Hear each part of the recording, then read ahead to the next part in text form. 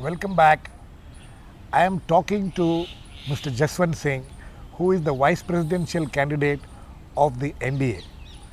Mr. Singh, let us go back a little to your career, especially those period of from 1998 to 2004, which I'm sure you consider as the high mark of your political career, and where you faced several challenges, several things, and you called yourself I was reading you called yourself a caravanier of the NDA in the NDA government.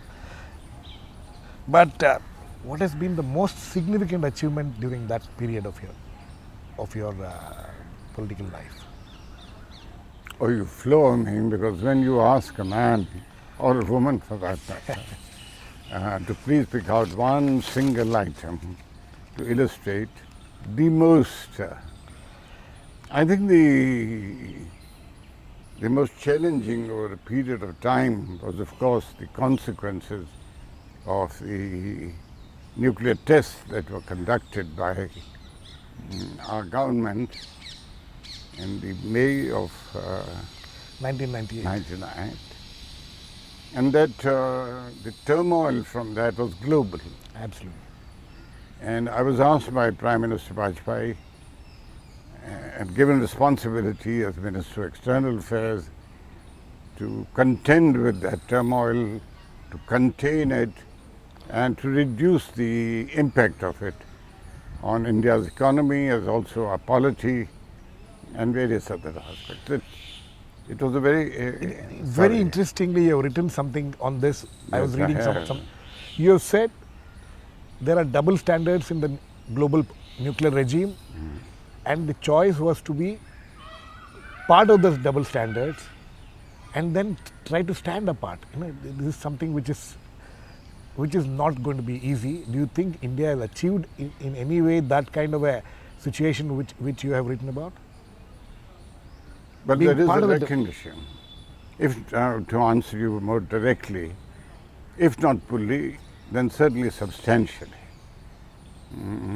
We have a recognition now as a nuclear weapons possessing country, without any of the consequences, the early consequences, the various kinds of imposed and sanctions that were levied against us. They are not there. Country's stock went up. Right.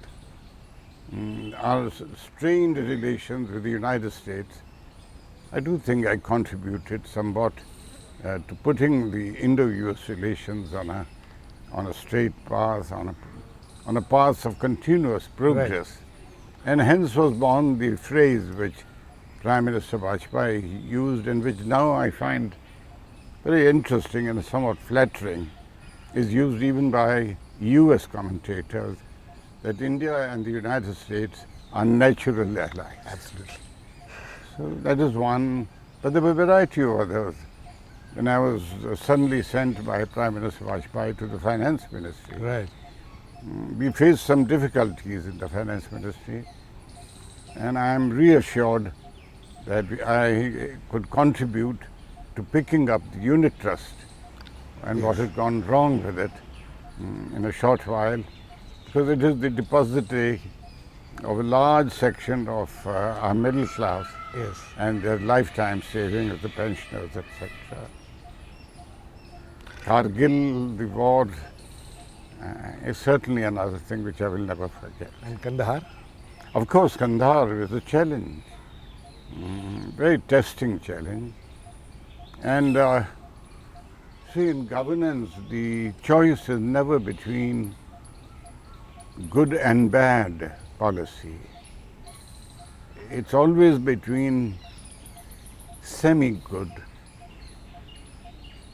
and semi-bad policy. It's not a question of choosing between black and white. You regret going to Kandahar? Oh no, I don't. The choice was between saving 166 human lives and knowingly let them perish. No government should do that. It was a semi-bad policy or a semi-good policy? No, it was a good policy to save lives. But you going there was a semi-good or a semi-bad? No, my going there was essential.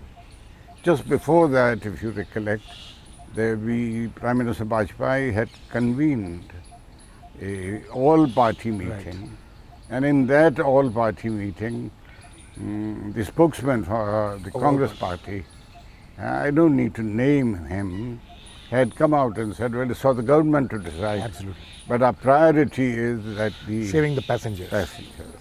Okay, we'll go ahead from there. You have described this NDA government's period as a period of extraordinary challenges. You know, I they were think extraordinary challenges, and then you go on to write that we had to move from a scenario of unrealistic idealism to a new realism. Can you explain that? Yes, indeed, it's self-evident in the policies that were pursued by the NDA.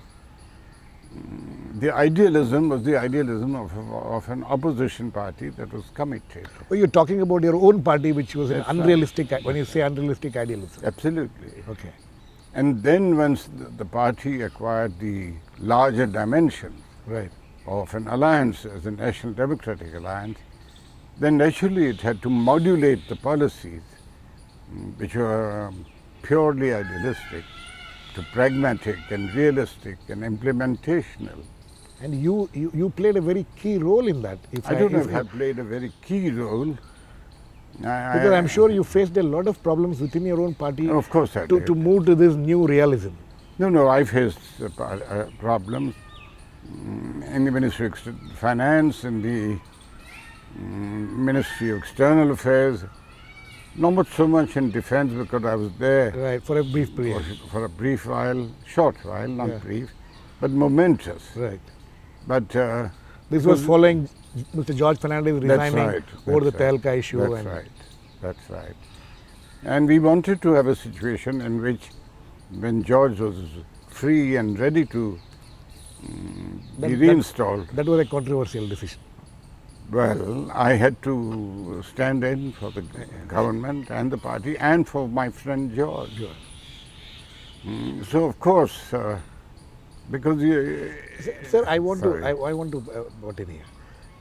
When the party moved from this idealistic situation to a new realism as long as it was in power.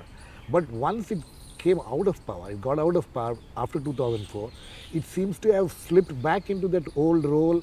It seems to have forgotten all its the new realism which you spoke about.